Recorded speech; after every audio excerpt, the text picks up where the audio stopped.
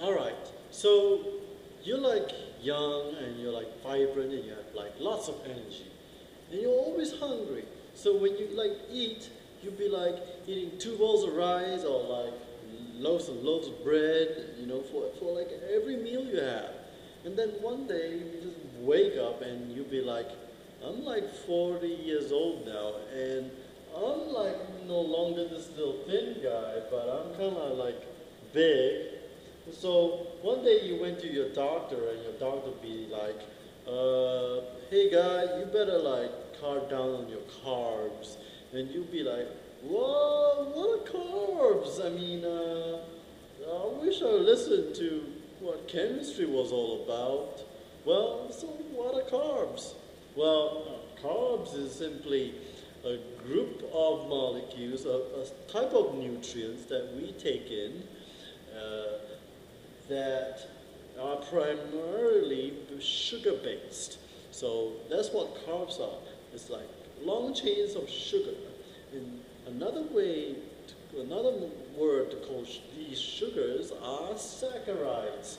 Saccharides, that's right. So basically there is 4 types of saccharides. The first type is the saccharides all by its lonesome self, called monosaccharide. All right, they're just all there by themselves. Like, I got no friends and stuff like that, and yeah, just by yourself. And then sometimes, like when these saccharides goes roaming around in your body or whatever, I'm just making things up, and they see another saccharide, say, hey, yo, homie, let's link up, yo, and let's be like bicycles with 2 chairs. What? Seats, yeah, and it like forms disaccharides. That means a molecule with 2 saccharides linked together. Now, if this links continues on to about 20 saccharide monomers, these are called oligosaccharides. Oligosaccharides are like short chains of saccharides, all right? And when you link lots of it together, like hundreds to thousands of them in a long continuous chains, now these are called polysaccharides. All right, so we've got the groups of saccharides down in order. Let's see what saccharides really are.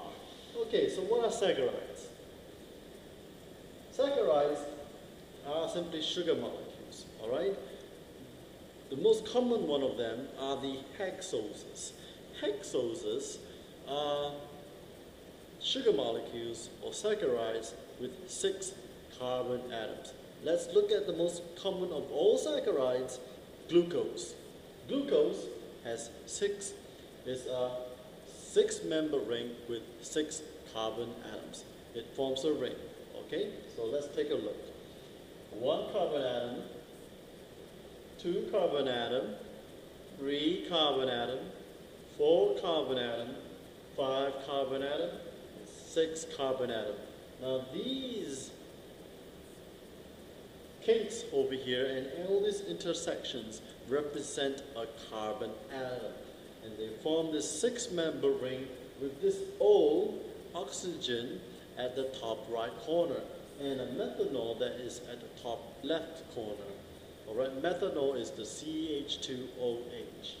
Now, if you take a look at glucose, it has lots of hydroxy groups, or OH groups, attached to each of the carbon atoms here. So you have the hydroxy groups here, here, and here, all pointing downwards. Now these directional, this direction or where the hydroxy group is pointed up or down is very important in the drawing of these sugar molecules. And the reason is why, because whether it points up or down, it will determine how it interacts with each other and with other sugar molecules, okay? So here you go, glucose. And another common type of sugar is called fructose. Fructose are also 6 carbon in length, but instead of forming 6 member rings, they form a 5-member ring with oxygen right at the top. So let's count the number of carbon atoms. 1, 2, 3, 4, 5, and 6. 6 carbon atoms. Now, at the two ends, the right end and the left end, pointing upwards, are the methanol groups. And you have hydroxy groups also connected to the same carbon atom of the left and the right, but they're pointing downwards. And you have the hydroxy group pointing up on the right bottom right corner, and also pointing down at the bottom left corner. So that is fructose. And finally, there is galactose. I mean, there are many other types of hexoses, but we're just looking at the 3 most common ones. The last one I'm going to talk about is galactose. Galactose looks really similar to glucose, except the left hydroxy here points upwards, while this glucose hydroxy points downwards. Alright, so that is the only difference between galactose and glucose. Alright, now that we've got these out of the way, let's look at another type group of sugar molecules or saccharides, and these are known as the pentoses. Pentoses have 5 carbon atoms attached to a ring. And the most common one of it is the ribose, which is the R in RNA, and also deoxyribose, which is the D in DNA. Alright, so they have 5 carbon atoms that forms a 5-member ring with an oxygen right at the top. So it kind of looks like fructose, except it has 1 less carbon. So let's take a look. Ribose, we have 1 carbon, 2, 3, 4, 5. 5 carbon atoms. Now, the carbon atoms on the left side, on the left side and on the right side, you will see the methanol pointing upwards and the hydroxy pointing upwards.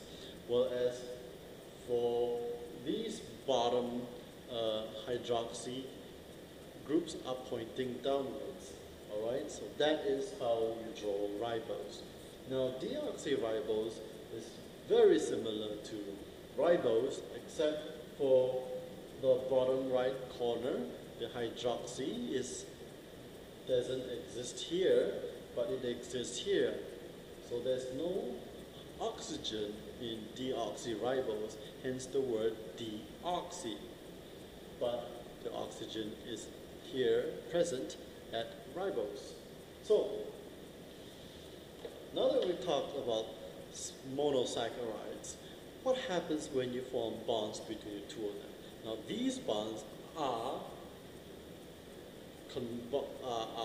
connected when you have glycosidic linkages, and these linkages are activated via enzymic and condensation reactions.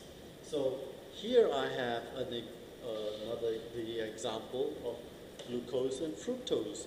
So when the two comes together and enzymes excite it, what you have is a loss of water molecules. The water molecules now come from here,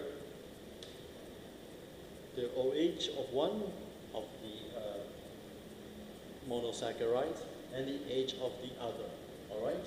And when they come together, they will form glycosidic linkages.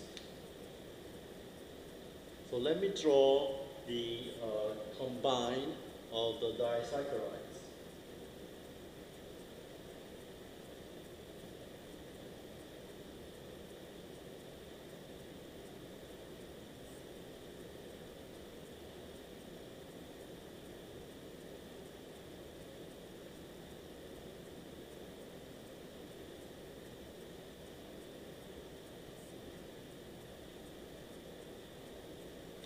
Okay, So I finished the glucose part. I'm now continuing the fructose part.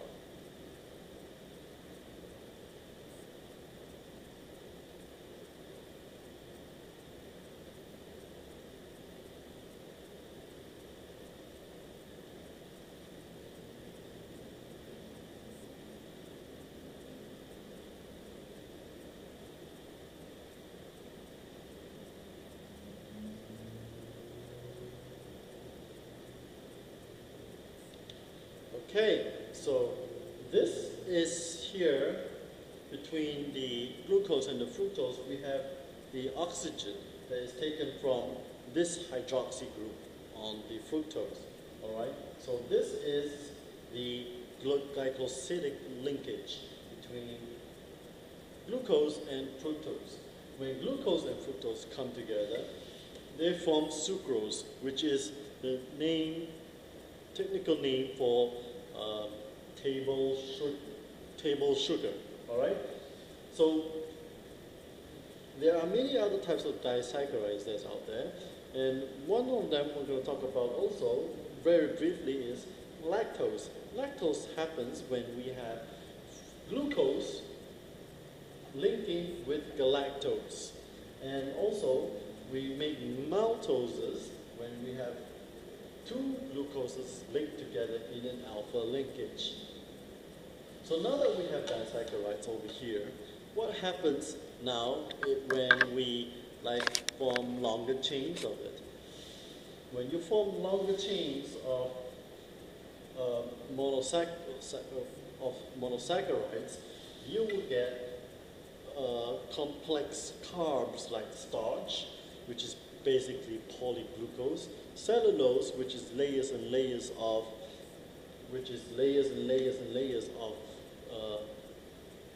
polysaccharides that have interaction between each layer via hydrogen bonds, and glycogen, and many other more. These are all examples of polysaccharides. Now, just as our bodies, when our bodies are not able to use these sugars, we will store all this energy by forming all these glycosidic linkages and make long make long polysaccharide chains out of it to store it as energy. But when the body wants to use it, it will break those long chains into smaller monosaccharides, so that our body can consume it and use it as nutrients for other purposes. All right? So the process of breaking these long chains into simpler monosaccharides is called hydrolysis. Hydrolysis simply means water break in Greek. All right? So with enzymes and also water, you are going to break the glycosidic linkage. So if you introduce water back into the glycosidic linkage, you will sever the bonds and you will result in two separate chains, or small chains, but you can continuously break those chains. So for example, if I have a longer chain of